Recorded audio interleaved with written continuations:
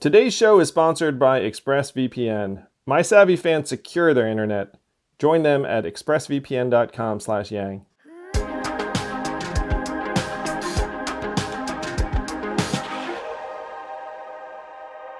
We have a responsibility to make sure that we get to some kind of sort of decency, some basic level of decency and equity in this country. You have this winner-take-all economy that's just speeding up, and COVID speeding it up. And you're someone who sees the future, but still has the perspective to know it's like, look, like this is going to be great for some people and like not great for others. It'd be awesome if someone was actually trying to figure out like how to account for the latter part of this equation. For me, this is not even an issue of decency or morality, though it could be, and it is in part. But for me, I still take it back to the selfish capitalist reason we should want it, which is if this system works and we ensure that basic level of decency and opportunity for everyone, we will get better stuff. It means I will get better founders to invest in. I will get a broader range of founders to invest in who will build a greater range of companies to employ more people, to build more dope things. You could frame it as enlightened self-interest as much as altruism.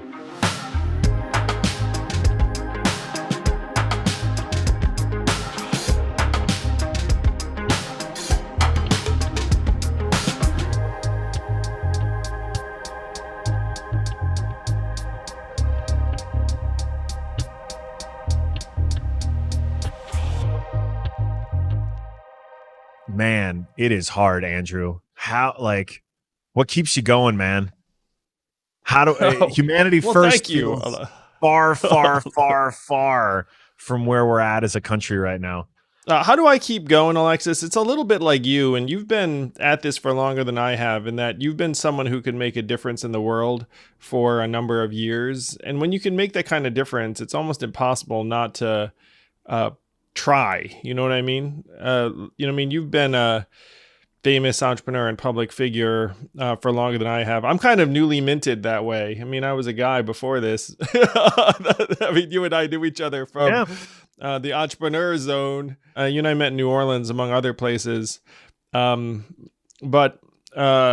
for me right now, especially in this time of COVID, you feel like there's so many people hurting, and if you can help, then you got to do everything you can.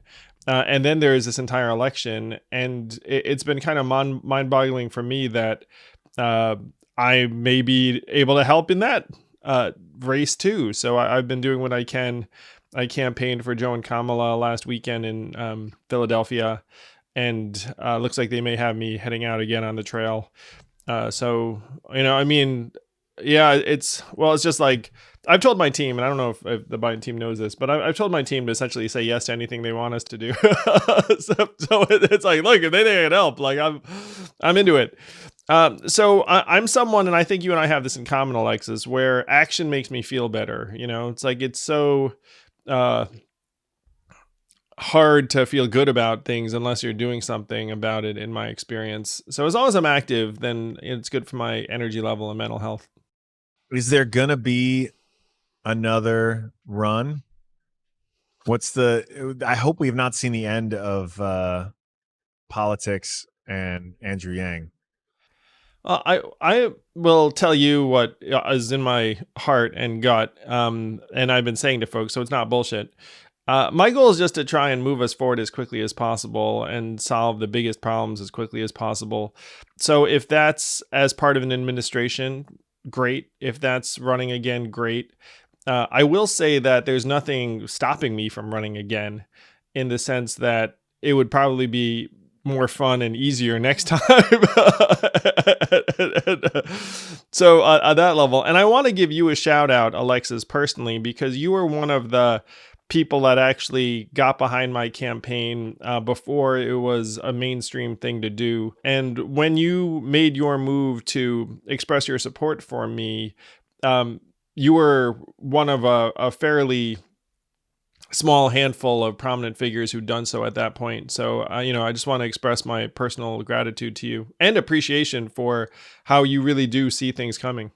Yeah, well, of course. And look, I think what I saw was I saw a really good organic kind of grassroots support. I spend way too much time paying attention to like the internet zeitgeist. That's been my whole life, right? Front row seat to Reddit for the last 15 years and then everything else. So, and to the extent that it helps my job now as an investor, like I pay a lot of attention to things, and I think that's become a strong muscle of mine that I've just spent a lot of time exercising. And then what I saw was also a message that admittedly I also connected with a lot. So I was probably putting some of my own bias in there of just wanting to see it out in the world. And in particular, I mean, you brought universal basic income to a much larger audience, to a national stage that it's deserved to have for a long time. I think there's been a lot of folks in the tech world like myself who have tried to talk about it in the context of like, hey, we need to be prepared for this. Like we just don't have the automation revolution that's happening. And the book that tipped me off to this were those two MIT professors, the robotic age, the age of, hold on. The second machine age, Machine Age. Brynjolfsson and Yes. His co-author. And it's gonna Yes. kill me just because we should look it up because I'm friendly with Eric Brynjolfsson and Eric and Andrew McAfee. Andrew McAfee. You know, that's what I thought, McAfee. but I thought, McAfee. That maybe I'm just confusing that name. McAfee, and so, yeah, the second machine age really crystallized it for me. I was keynoting some conference where I was interviewing them, and I read the book as prep for it and was just like, oh my God, wow. Yeah. Like this real, I mean, I take it for granted because we live in a little bubble of tech where all of these trends are happening. Like we work with the founders who are building the AI systems to create automated self-checkout so that you can just walk into a store, grab the Coca-Cola and walk out and get charged. And we take it for granted that it's happening because we worked with the founders for the last few years. And like, of course it's happening. But then when you multiply that out to the effect it has on the economy, when a bunch of work in, say, retail, which is a huge employer, gets automated, and it is, a better user experience. It's not just a cost saving measure. What do you do? How do you prepare for that? And how do you get a population not just ready, but also ensure that they have a baseline decent living? And that's the part where I'm grateful you brought it to national attention. Going forward, we've got so much more work to do. The K-shaped recovery, I live it. I see it, right? I'm having one of the most productive years of my career because I'm an investor in technology. I know there are people in my family who are being crushed by what's happening because they're on the other side of that K-shaped recovery. Wow. And that is not sustainable. It's not sustainable at all. And we need real solutions to help make sure that it doesn't lead to further crisis. Because I love the free markets. I love capitalism. We're at a place now where, technology, it's so cliche to say technology disrupts everything, but COVID has accelerated the adoption of technology that would have taken years. It's happened in months. And if you look at e-commerce, if you look at then the sort of flip side of brick and mortar retail, that's just one story of many. And I know this is not the last time we're going to hear about Andrew Yang and UBI, and I hope it actually comes to pass in some form. I don't even know. I can't even say unequivocally this is the right answer because we've not really seen tests on this scale. We don't really know, but we need some kind of pragmatic, testable solutions that get implemented. We know someone should be throwing down for some multi-billion-dollar tests. Like we really need to get after it.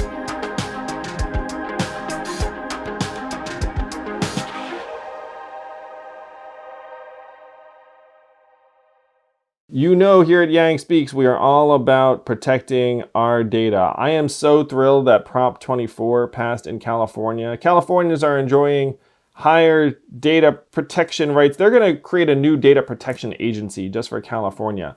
And if that sounds cool to you and you're not in California, then go to your state legislators and say, hey, How come Californians have better data protections than we do here in Wisconsin, in Michigan, in Ohio, wherever? Let's have this sweep the country. In the meantime, if you want to protect your personal data every time you use the internet, we recommend ExpressVPN. VPN stands for Virtual Private Network. It's like you beam into the internet from someplace else. No one can track what you're doing. They can't sell and resell your data. It's like you're a ghost, a spy, someone really cool from the future who no one knows what the heck they did. If that sounds good to you, ExpressVPN is your product. Visit expressvpn.com/yang. That's expressvpn.com/yang for 3 months free with a 1-year package. This is the #1 rated VPN by Wired, CNET, and The Verge. Visit expressvpn.com/yang to learn more.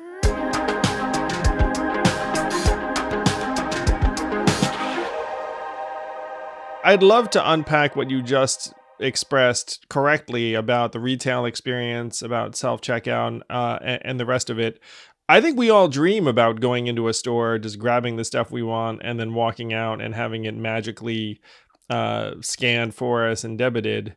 How many of us have not had that thought when you're behind some people in line? Let's say it's like an airport store, and you're like, oh, I'm kind of in a hurry here, and They're like, getting pennies out yeah, and and they're counting each one yeah. and dropping So them on the so the ground. person in front of you would be taking their sweet time, or there right now another variant of this is there is a self checkout, but you're like, like it takes me. I'll just say for myself, it takes me an extra number of seconds to identify the barcode, and then sit there. And sometimes I'm an idiot, just going like, like swiping it back and forth and waiting. Trying to get some support.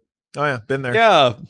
So we've all been there. So you dream about a world where it's like, look, I just take the thing, like you understand based upon the RFID chip or the barcode that I moved, that this just happened, and then who I am because I scan a credit card on the way in, and it just gets magically debited. So that's a customer experience that we can all get behind, I think. And I know you've been investing in companies that actually are helping to make that possible. And it sounds like due to the pandemic, interest has only gone up in these Massively. systems. Yeah, and Standard Cognition is the one example that comes to mind where we backed it. They're going head to head with Amazon against Amazon's version of this product, Amazon Go, and they're basically the ones. Standard is the company arming every other retailer to get this technology to compete with Amazon Go stores, essentially. And it means, in a post-COVID world, it means fewer humans in a store. So more safety, basically, fewer people sort of, touching your things or, interacting closely with you. But it also is not just a great user experience. It also means that for the on the retail side, the focus of the employee in the future of retail is the kind of work that is more human. And so it's like I could pick on your favorite big box home improvement store, and there's that great Ron Swanson clip where he walks in and the guy's like, "Hey, how can I help you?" And Ron's like, "I know more than you," and he just walks by him, right? Because I think in the ideal scenario, our retail experiences, they still involve humans in the right places, in the ways that humans excel at, where you want empathy, where you want creativity. My first job was in retail at a Comp USA. Rest in peace, Comp USA. And I was 15 years old, trying to convince people or basically help people buy the right computer or the right mouse or the right whatever. 15-year-old Alexis would have been very CD-ROM. helpful when you're trying to pick out that mouse, being like, Yes. yeah, I think you want the optical, the tracker. Well, I was a bit of a gamer, so I could give good mouse recommendations. But I also, I think part of the reason I was fairly successful at the job, I mean, CompUSA went bankrupt, but that's not my fault, was because I could have a good relationship with a customer quickly. They trusted me, and I could talk to them like a human about things that were, a mouse may not seem complex, but to a lot of people who were coming into a CompUSA, they felt very insecure about what they were about to buy. And so there was a humanity in the job that was really important. And I don't think it goes away for a lot of things. For things where I don't need Alexis to be like, let me tell you about this sparkling water. Like I don't need Alexis for that. I just need to walk in and get my sparkling water and leave. Um, but we're going to see that shift happen, and it is going to still mean a lot of people that were normally doing those jobs are not, right? It will still employ people. It'll just be a much smaller number of them, and they'll just do much more human work when the environment sort of calls for it, when the type of retail work calls for it. But what do we do? Because this technology is inevitable. And I hope, aside from a few Luddites, no one is going to say ban the technology, right? Well, especially not now in the time of COVID, because you could even argue it from just like a public health standpoint and a practicality and a consumer enjoyment standpoint. Like if I walk in and don't have to interact with a soul, I'm not necessarily mad at that in this environment. I just want my sparkling water and I want to leave. And you're right. So then what is so important is that I think the private sector has a role to be looking for more businesses, at least as an investor, to be looking for more businesses that are still using technology, still software-based or technology-based businesses, but that are scaling employment for empathetic or human-type work. And there's a bunch of new ones that I hope will be created. We backed a company called Papa that's doing very well. It's grandkids on demand, which sounds silly, but with 10,000 boomers retiring every day, and definitely not anywhere close to 10,000 like home health workers starting jobs every day, there's a huge need for empathetic people who can spend an hour at a time with the elderly, doing everything from like helping them with their Netflix to just talking to them, right? Loneliness is actually an epidemic and has health consequences. And so health plans are more motivated than ever to bring on these Papa Pals, to take time to be with their patients, to be with their members, because it improves their health outcomes, because it actually helps bring more sort of data and feedback into the whole conversation, because they actually can say like, oh, you need to go to the doctor. Like, let me drive you to the doctor. Let me go help you pick up your medicine. Like that solves a problem that I personally don't think we're ever going to have empathetic, like truly empathetic robots. Elon begs to differ on that one, but for the time being, there are still these jobs that are the domain of humans and should always be, that are very important.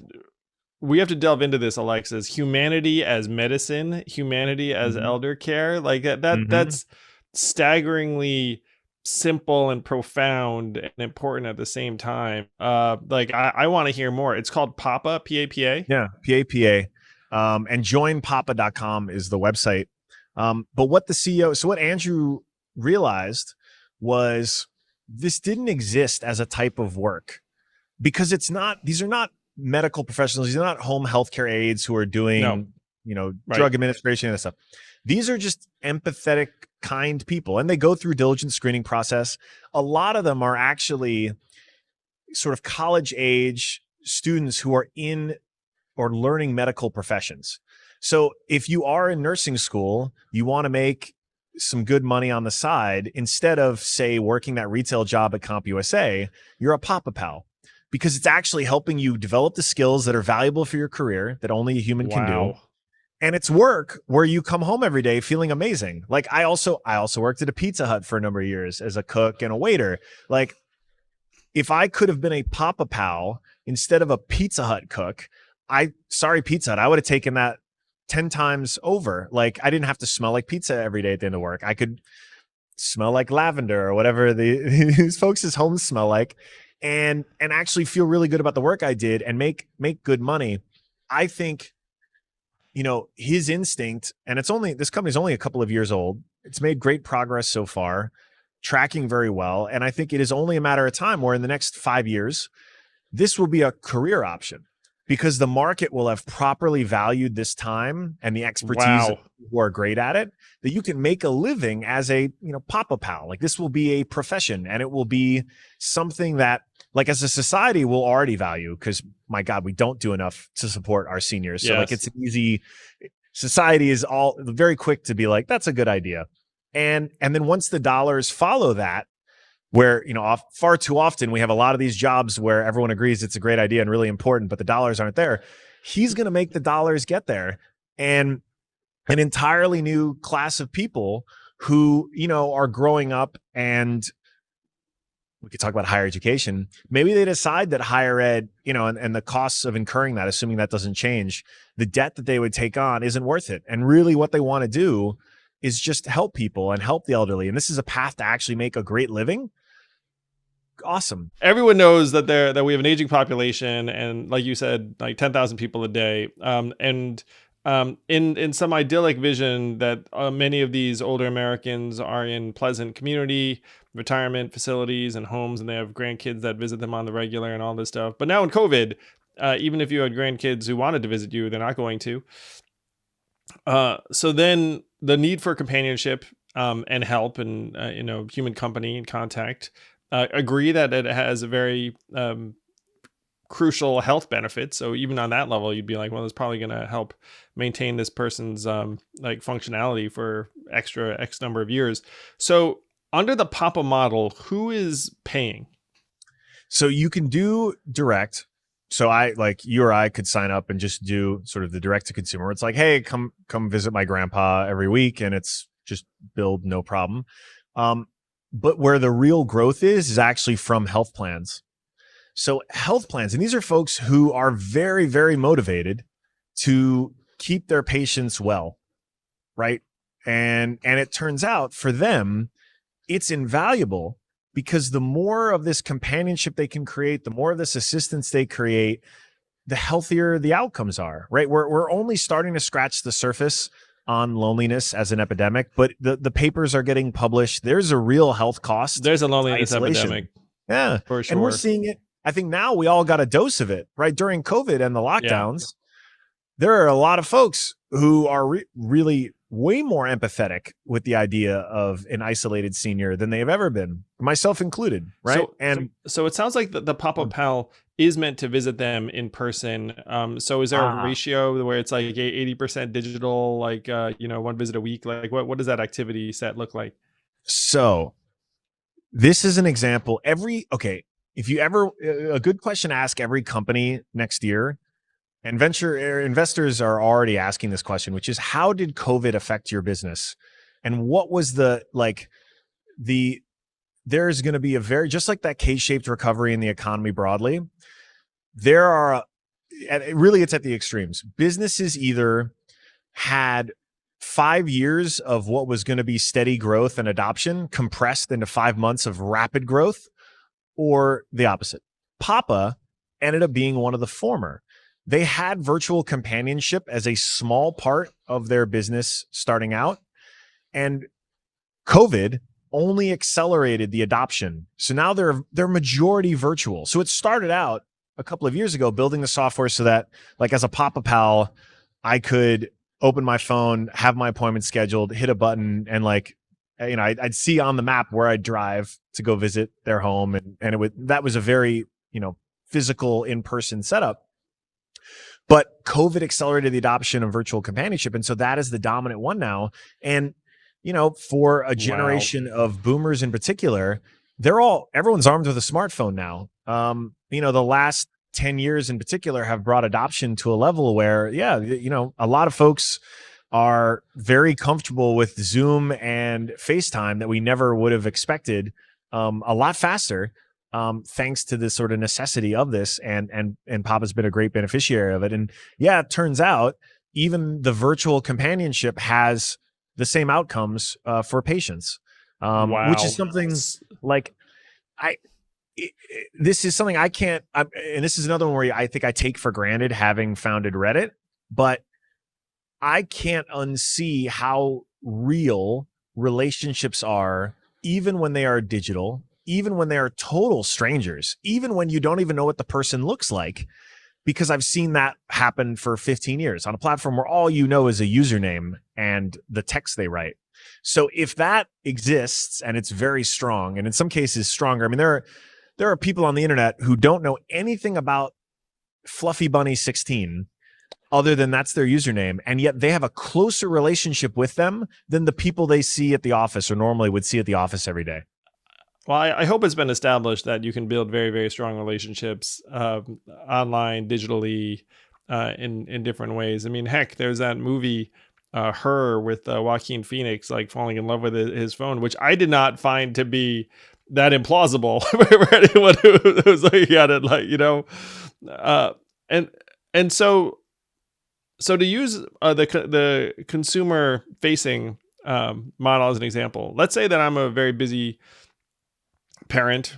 I'll use myself, screw it, personally. So, like, let's say I'm a very busy parent. I've got parents who are aging. I can just sign up. I can be like, hey, great news. I've got some Papa Pal, like, for you. And then you like pick them up. So you can get it as like a gift for your aging relatives. And then they would just have someone who could minister to their tech questions. And because I will say, as an adult, I get tech questions randomly from my parents. Yeah. Yeah, I have a text I have to respond to from my stepmom about which MacBook she should buy. And yeah, no, and it's tough too, because like I want to be a good kid, but I'm also like, just Google it. You don't need to ask me this. Yeah, This is the that's a Googleable job for question. Papa Pal. It's time for tech enabled Real talk. Papa Pal unit to get in there. Help us, Papa Pal. That like that, and another interesting thing that I wouldn't have expected. I gave Andrew a hard time because he had a 1-800 number on his website. Back, he was just starting out, and we were leading that round, and I was like, really, a 1-800 number? And he's like, you don't understand. Like, this is the way to do it. Yeah, you can sign up through the website, but you put the 1-800 number. Trust me, because it's going to help so much with onboarding. And he's been absolutely right. So yeah, if you wanted to schedule the 1-800, the Papa Pal, you could do it online or download the app, or you could also just call a 1-800 number, because for a lot of their customers, that's the most comfortable way to do it. And it's that little thing, like my naivete / arrogance in that moment of like, really, a 1-800 number? That is why I love entrepreneurship, because the founder, the CEO, he knew he had to be humble enough to go to where his users were, or to build something that people actually wanted. And the founders who are successful are the ones who can break out of their own bias and actually empathize. And like, so in that moment as an investor, I was clearly not empathizing well, but that's one of the things that is, I think, so needed right now, because we have so many big problems to solve, so many. And the private sector can't do all of it. Let me also say, I don't think the private sector can do all of it, but there are areas where we need entire industries to be invented. We need a career like being a Papa Pal to be invented. And there's countless more, because we need alternatives for those jobs that are going to get largely automated. And I know this is not the entire solution, but it's a big part of it. And that's really the impetus behind why I do what I do now, because I need to help as many of those things get started as possible. To me, the ideal vision, Alexis, is that the government helps create incentives for the creation of these jobs and industries. You know what I mean? Because like right now, you look at it and you can find an opportunity like Papa Pal where there's enough money currently heading into it where you can actually build a business around it. But there are other things where you look and say, ooh, that should exist. But there aren't the monetary incentives in place right now. And this is where a lot of the sustainability efforts go. It's like, well, we all can see that we should be investing in sustainable energy products, but sometimes the money's not there because, hey, guess what? Fossil fuel is really cheap right now, and the rest of it. And so, the ideal situations, the government actually helps create the incentives so that people like you can invest in the innovators and entrepreneurs who want to try and build these things. Even Papa Pal, when I think about it, why I was pressing on the business model and the revenues, where to me the social need for Papa Pals is sky high, and then the question is whether the folks that need a Papa Pal have a health plan provider that's smart enough to buy it, have relatives that are smart enough to buy it and have the resources to do so. You can imagine a world where the government was like, you know what? Like, I'm not saying Papa Pal's the way, but like, we're going to have like, some stipend for anti-loneliness measures, and you can do whatever you want with them. You can, talk to friends, family. You can like use a subscription service like this. I mean, there's a world where we can actually start throwing higher levels of resources at some of these problems. But I couldn't agree with you more that it's innovators and entrepreneurs that hopefully will give rise to the jobs we need.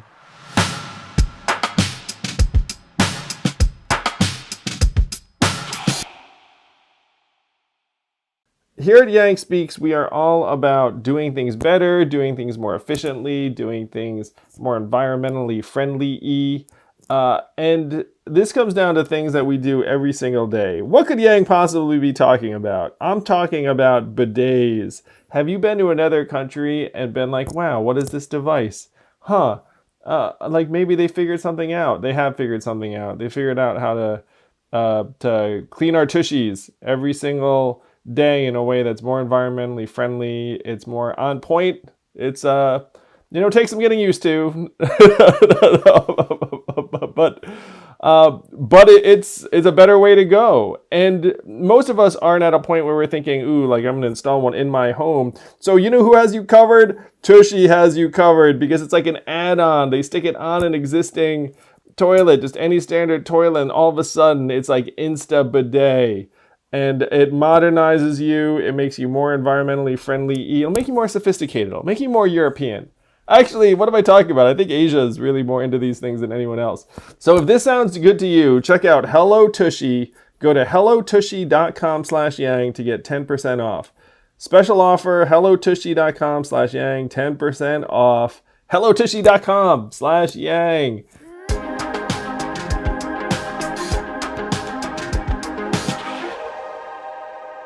We have a responsibility to make sure that although the playing field will never be fully level, that we do the things necessary to ensure like we get to some kind of sort of decency, some basic level of decency and equity in this country. And I know it's such a polarizing thing right now. And I hope we can get back to some good conversation and some actual progress. Because the part that I worry about, and you're seeing there's a microcosm of this in San Francisco right now. And I have not lived in San Francisco in a very long time. But there are people who are going to be angry about this technology, about this innovation. And I think there are plenty of reasons to come at the tech industry. There are like, absolutely, criticism is an important, healthy part of democracy in our society. Like that's great. We need that discourse. But it needs to be placed appropriately, and the solutions that come out of it need to be effective at actually solving the real problems. Because I worry so much about the folks who are getting left behind and how that will just lead to more resentment and ultimately more desperation. Yes. And we do that.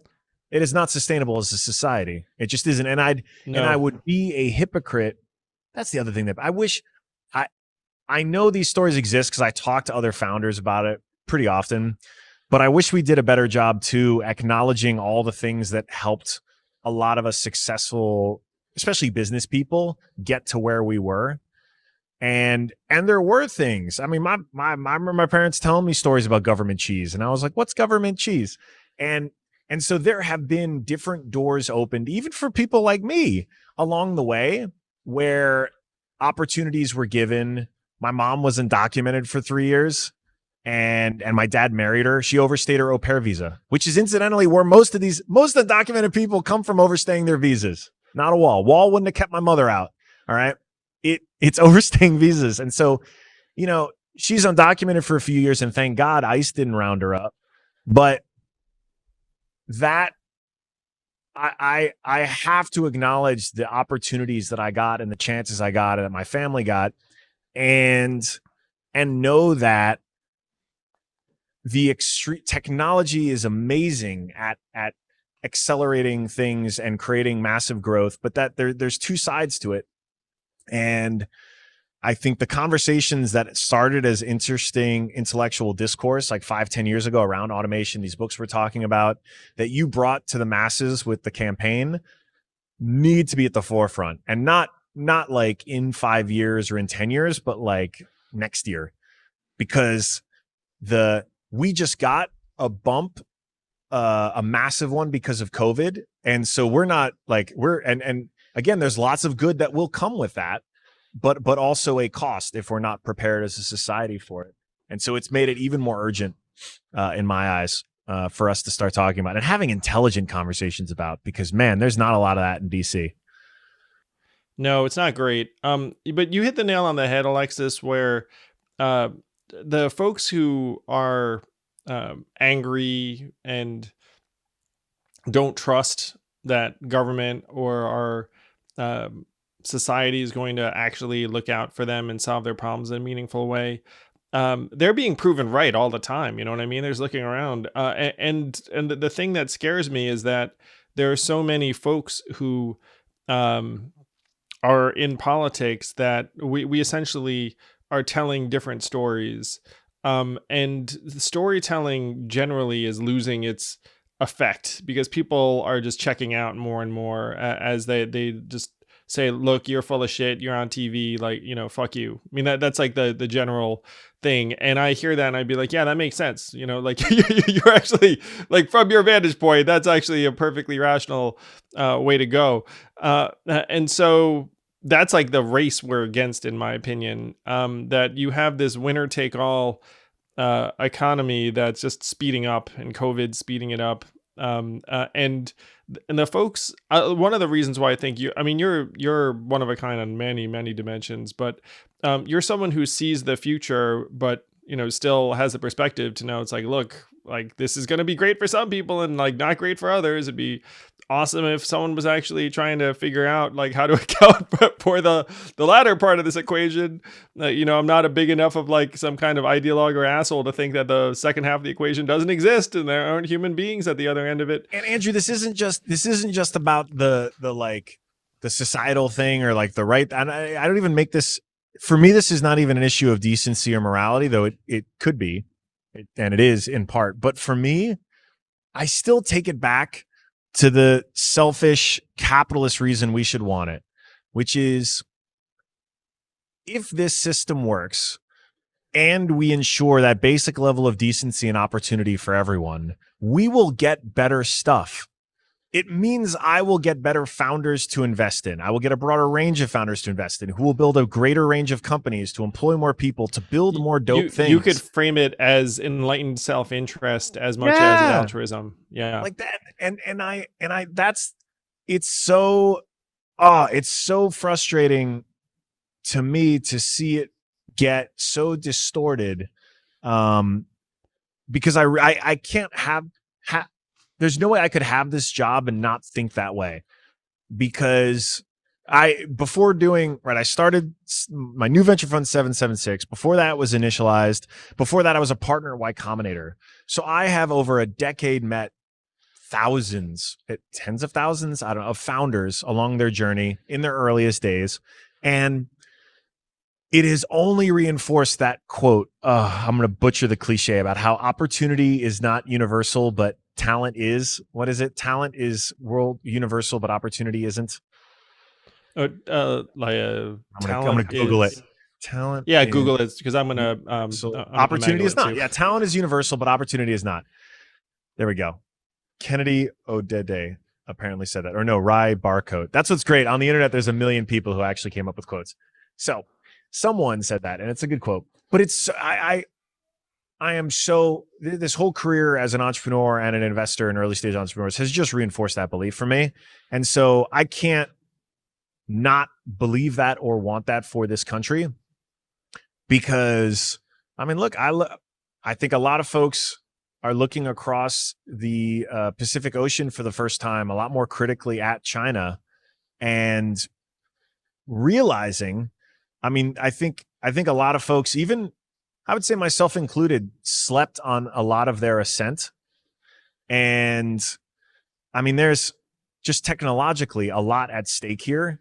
and then the implications of all of that. And I want us to win, frankly, right? Me too. I want us Seriously. to win. And Yeah. we are, I mean, we're still the areas in which we are lagging behind technologically are shocking. And some of it is more, I don't know. Some of it's more jarring than others, right? Seeing homeless people in China get given money via a QR code. And then like there's probably half the cafes in America I can't pay via NFC, Nope. right? Like We're still using pennies, bro. We can't even get rid of the yeah, penny, but much less get rid of cash. true. I mean, in China, a lot of places don't even take cash. They're like, "What's this Yeah. thing?" And so here's all this fintech infrastructure. That's one specific example, but like at the end of the day, we need to win. And Well, it's hard to win if you're all turning against each other and having increasingly, dysfunctional conversations, and your government is way behind the curve and the rest of it. I mean, it's hard to win if your public sector is like a giant anchor. That's like holding us back, man. And that's and so I hope the dialogue changes. We'll see in a few weeks.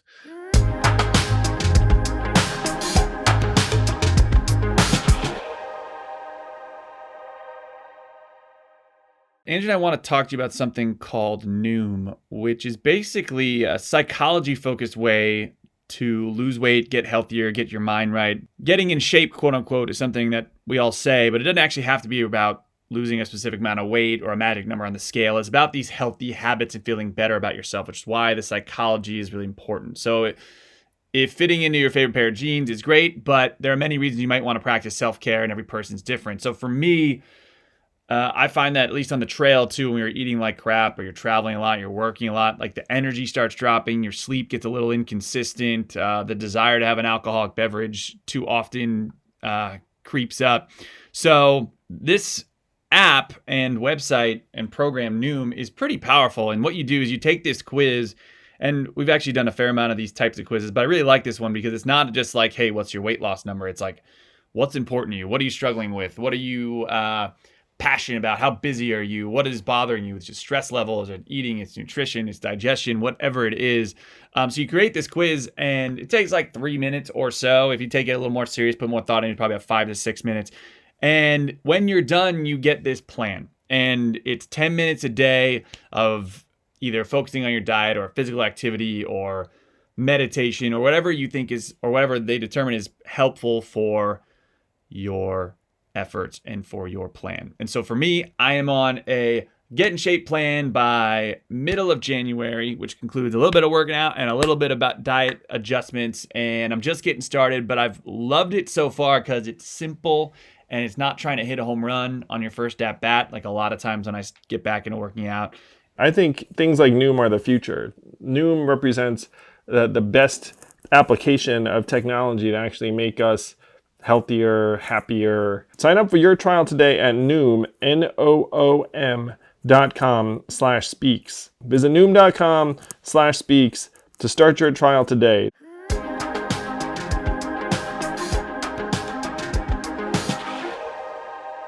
I made that decision to step down from the Reddit board and protest back in June after George Floyd. And, your really replacement was indeed a person of color, just as you'd requested. So I was thrilled to see that Reddit passed or started adopting a bunch of anti-hate policies and enforcing them. And so I was relieved to see all of that happen.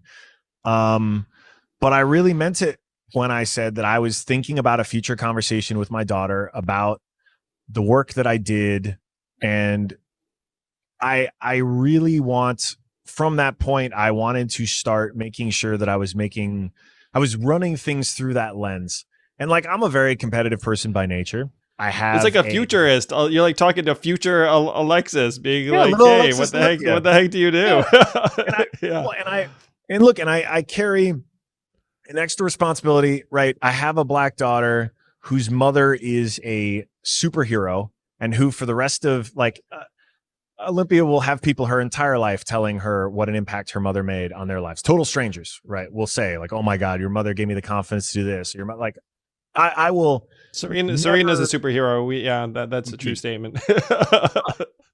It is incredibly liberating because to have a partner who's achieved all that and know that there's literally nothing I could do. I could build 100 Amazons and it still won't have the impact that little girl from Compton had with everything she's achieved and will continue to achieve. It won't. And that is a liberating thing. It then makes me realize when I have that conversation with my daughter, I really need to bring my A game and have a very, very strong story about what I do, how I made my money, and the things that I really care about. The things, because I've had the greatest gift of loving the work that I've done every single day since college. And it really is. I mean, the Pizza Hut job, didn't love it. But this, I've loved it. And so George Floyd's murder and then the conversations around that and after that really primed me to think like, okay, I need to run everything through this filter. And so I really see it as a responsibility to her to make sure that I'm putting all of my efforts, my expertise, my network, the things that I have towards building a better future for her and everyone else. And you really and are so like that the is, nexus of, you're like the nexus of so many of our national trends and struggles, Alexis, in like a human being. It's fascinating. I've had a lot of front row seats to a lot of stuff. And I do think being in an interracial marriage has been a huge asset for lots of reasons, not the least of which is I am able to get perspective every day that I wouldn't normally get. And I think it helps me be a better investor. I think it helps me be a better business person for sure. And I still take away from all these experiences that the next 10, 15 years, I really need to spend trying to help build as many meaningful companies as possible and even rethink the ways that we do venture in order to make sure that we're benefiting from the talents of as many people as possible. And that's beautiful and necessary.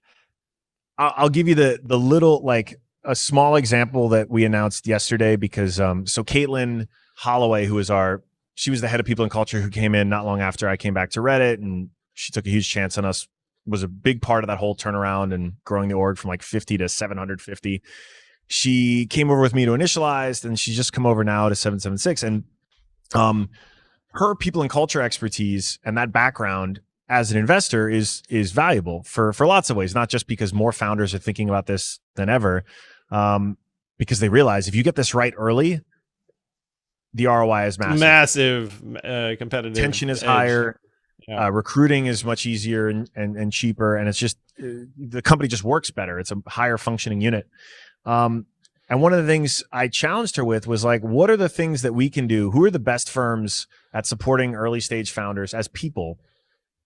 Because that's, an early stage company might just be 2 entrepreneurs, 3 tops, and they're everything, right? They're trying to keep their burn rate low, and they're the entire business because they do everything.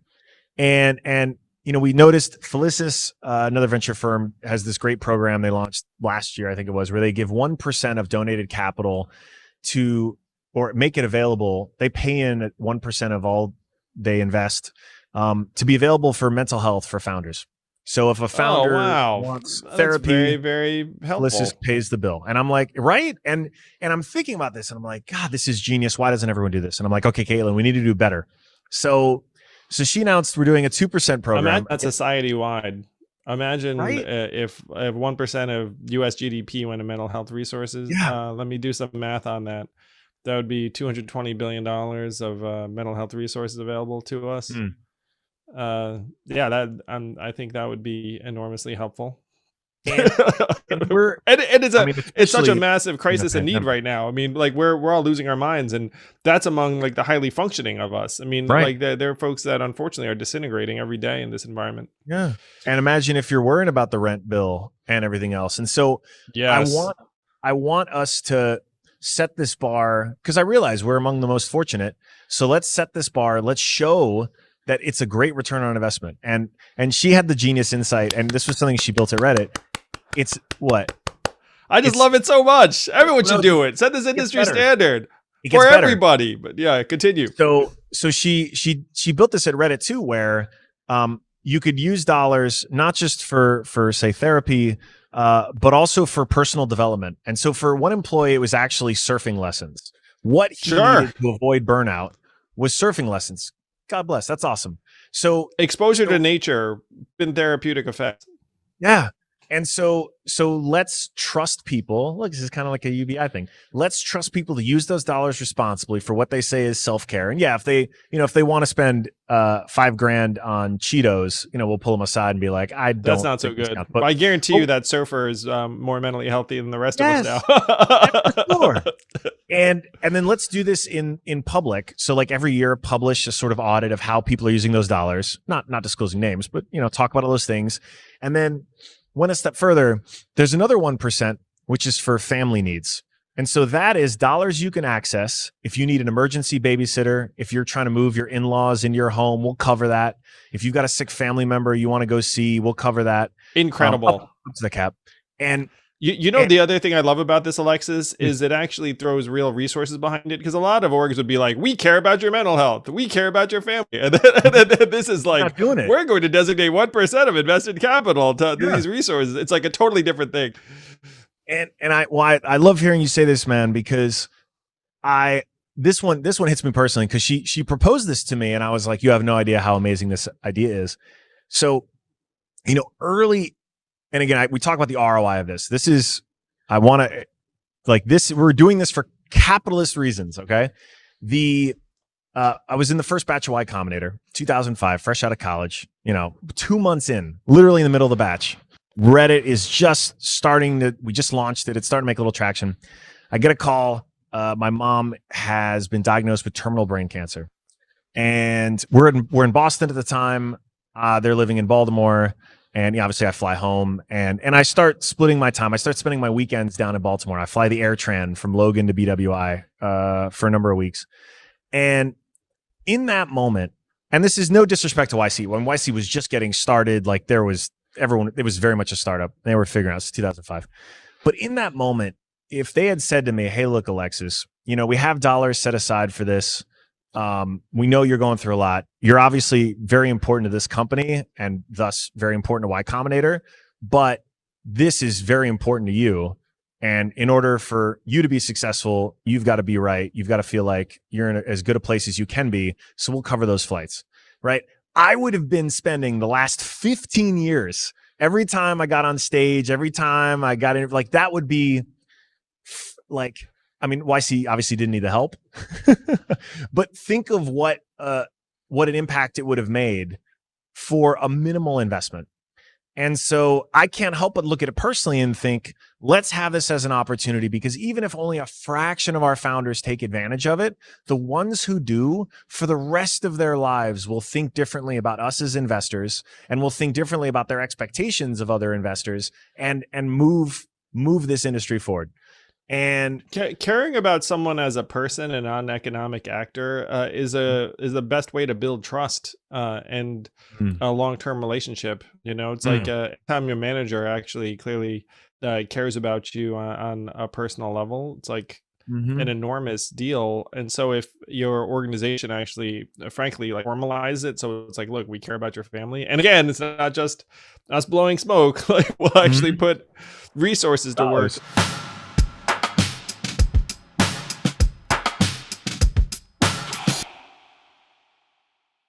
Have you wanted to be athletic? Have you also wanted to be green? Then we've got the product for you, Athletic Greens. What is Athletic Greens?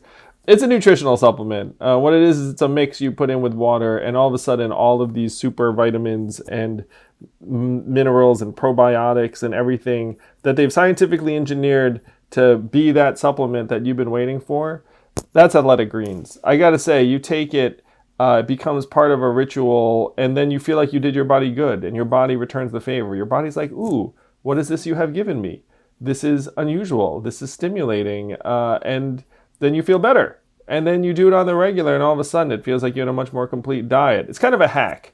I'm sort of someone who likes to do things efficiently, and Athletic Greens is a very efficient way to get the nutrients you need in a way that you can actually do. So, if you're looking to upgrade your multivitamin to take one nutritional formula that's going to help cover you every single day, check out Athletic Greens. It makes getting high quality nutrition incredibly easy, all in one product. Go to athleticgreens.com/yang. You'll receive up to a year's supply of liquid vitamin D for free with your first purchase. Ooh, free liquid vitamin D. It's like sunshine in a bottle. Again, that's athleticgreens.com/yang.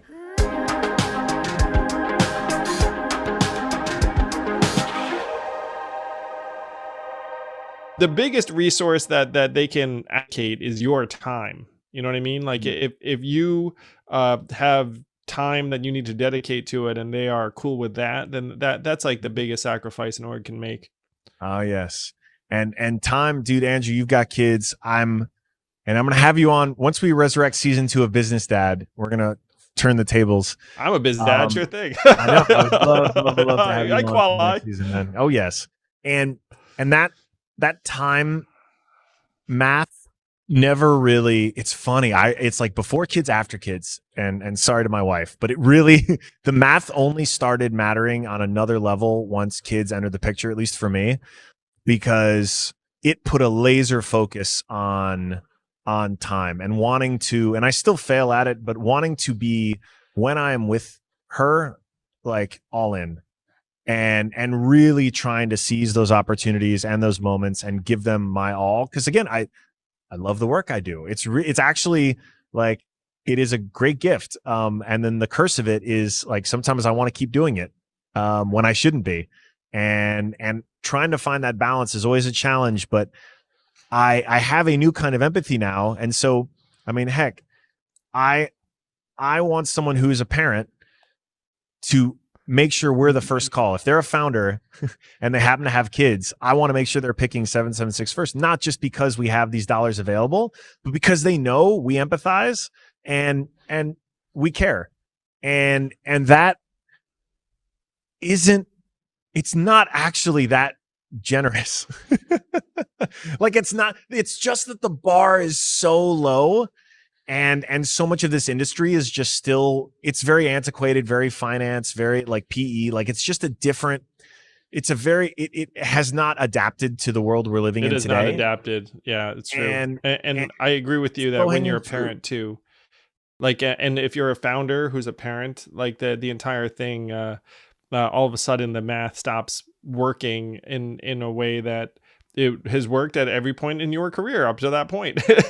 So if you're an investor who understands that and can help them manage it and accommodate, like the very real demands, I think that would be also like a huge difference maker. I think someone like you becoming dad's actually good for the industry, Alexis. You know what I mean? It's like we should almost ask everyone. It's like, kids. Oh, maybe it's like have kids, and then maybe you'll understand what the heck is going on, like with these folks. I agree, and well, it hasn't always worked out because there's some of my peers who have had kids and still don't seem to be too interested in the society they're leaving. Yeah, it's them. weird. That one's so weird to me. Right. Like I'm on the record saying I never would have run for president if not for our son being born. Now I can't believe this shit, Alexis. He's gonna be 8. Like that's nuts. But like the first couple of years of his existence were such like a stretching of the soul and an education for me, where I thought I knew what was what, and I did not know shit. You know what I mean? And then you look around and you look at like anyone who's like a parent, particularly a single parent, single mom, and like 90% of the parents, single parents in this country are single moms. And you look at them and you'd be like, you are capable of doing things that I would not be able to do. Like you're a superhero. And then you look around and then you start realizing just how distorted our thinking is on so many of these things. And that's what led me to run for president. It's like the need to humanize. Alexis, I came into this conversation hoping you would give us a glimpse of the future, and you gave us 3 big ones already. One is the declerking of many retail environments and sort of upskilling the folks that are there, but also like the seamlessness of that experience, that it's not just going to be these fancy Amazon Go stores that they're prototyping. Like it's going to be everywhere. The Papa Pal, where we can essentially knight folks to look out for our loved ones, or they can knight them themselves. And I think there's like a really important mega trend there, which is essentially um, a marketplace for empathy, companionship, help, an antidote to loneliness. I think that stuff's going to be very, very important. And there are folks listening to this who are just like, that sounds super whack. It's here to stay. Like this is not, it's like you can wish that we all were like back in another time in our lives where we all got together and bowled and and like everyone's parents were like living in the same, you know what I mean? Like you can wish that, but time is not heading in that direction. And then the third mega trend you identified, which I love, is this investment in mental health and family resources at an institutional level. That if you were to do that, like that actually, and I'm going to say you're a very smart investor, and it's like it's good for, even if you just were to go in terms of capital efficiency and high functioning orgs, like this is a great investment. This is a win. It's like you have like a more balanced, less stressed out, more functional founder, management team, workforce, etc. Like, it pays. So those are three enormous mega trends. Also, you're championing paid family leave. It completely also makes sense on every level. So you delivered, man. Three mega trends, which was sort of let you down, Andrew. Yeah, which was sort of like what I had in mind was like, oh, I wonder if like because I knew you would, because you're literally staring at the future all the time. And one thing I love about you is like you've worked in the future, but it has not really changed your fundamental humanity. Like the deeper you get into a space, the more natural it is to frankly kind of adopt the values of that industry, town, job, whatever it is, and kind of lose your essential humanity. And that's true in DC. It's true in Hollywood. It's true on Wall Street. It's true on Silicon Valley, where you just like get the random person who's been in that environment. A lot of times they kind of give off things where you're like this is almost like as if it was scripted. Like you're the scripted, you're the scripted DC bureaucrat, right? Like Out of the central scripted casting. Yeah, there's so many. Like you've met them, I met them. Like, and you have defied that in a way that is such an incredible high praise. Thanks, Andrew. Example. No, really, that is actually very, very. That's like the highest praise I can think of coming from. No, that's it. Really is. The only secret I can come up with has been, I think you touched on it, which is I actually just don't spend a lot of time in the tech community. I've been a nomad for the last like decade. I mean, my working life, really the last 10 years, has been traveling. Before I met my wife, so like 5 years ago and earlier, I would travel usually between New York, LA, San Francisco, and then other random places almost throughout the year. And I was just always very comfortable doing that. And then, start dating, get married to my wife, have a baby. I like seeing them. So I travel most of the year to make sure I'm never away for more than a couple of weeks. And it's actually been fun because now that everyone is in Zoom land, I'm kind of like Bane in Batman, where he's like, you merely adopted the Zoom lifestyle. I was born in it, molded by it. And like, I really feel naturally, like I feel pretty comfortable being in Zoom for most of the day because I've just had to do that for the last 10 years. And I haven't had to I haven't had to travel as much, which has been actually kind of nice.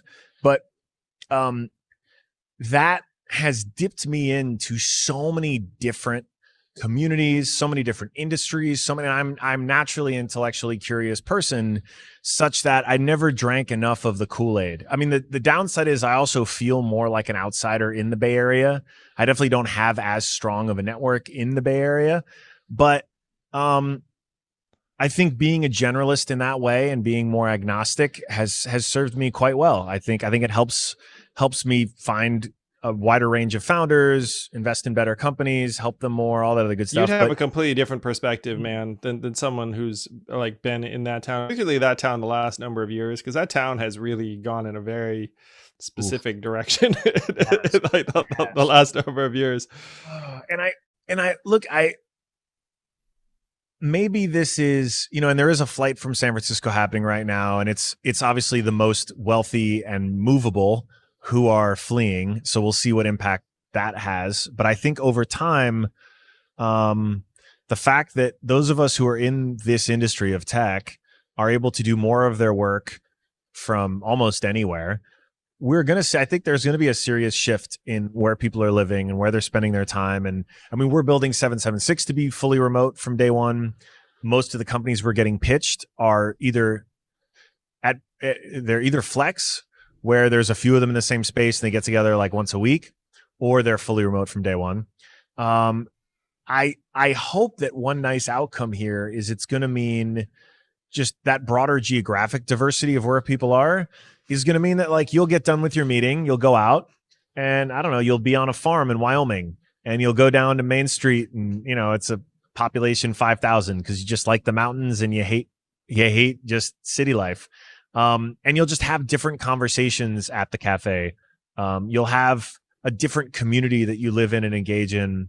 And I hope that means we'll see, but I hope that means healthier orgs, because we're sort of getting exposed to more ideas. And I mean, that was the other thing that I really enjoy is that you're such a not politician that like when you get in the semi with the truck driver and talk about what he's excited about or what he's hopeful about or what he's afraid of and what he thinks of automation, et cetera, it doesn't feel like a politician pandering. It actually looks and feels like a human being genuinely interested in another human's way of life, even if it's totally foreign. And I am genuinely interested. Like I genuinely do want to know. and it shows.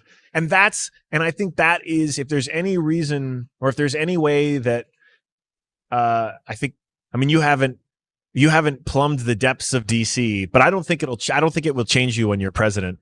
I think I'm a little bit too, at this point, fully formed to like show up there and start drinking the DC Kool-Aid. Right? Being like, oh, this steakhouse is unbelievable. I don't even know how the DC, repartee goes.